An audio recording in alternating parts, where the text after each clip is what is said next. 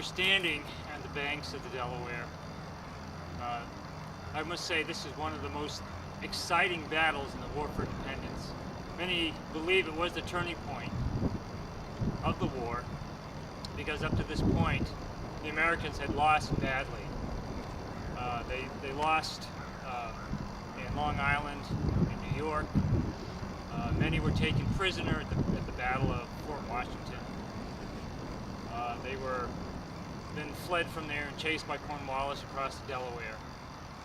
And at the end of 1776, they knew that if there wasn't a decisive, quick victory, that in George Washington's words, he said, the game is pretty much up. As a matter of fact, on just days before they crossed the Delaware, Washington received a letter from his adjutant, Colonel Reed, which Colonel Reed said that delay would be certain defeat. And he encouraged Washington to act swiftly. And he said, for the love of country, for the love of his wife, for the love of his children, that they needed to do something very quickly. Well, what motivated Washington to risk all, to risk everything, even the 2,400 men that were with him? He was not one who was self-aggrandizing. Listen to what Stephen McDowell says in his book, The Apostle of Liberty.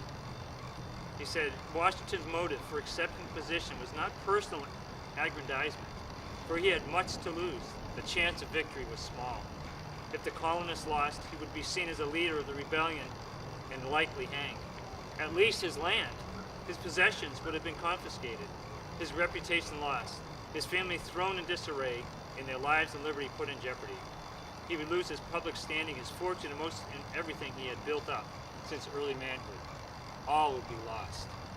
All would be lost. What was it that gave Washington the power and the zeal, the determination to make it through the entire war, with no pay, little ammunition, and very few soldiers? Even on that night, he only had about 2,400 men. And as I said, most of them were ill. Well, it was what he called providence, the divine hand of God helping him. This is what Washington said after the British troops evacuated Boston.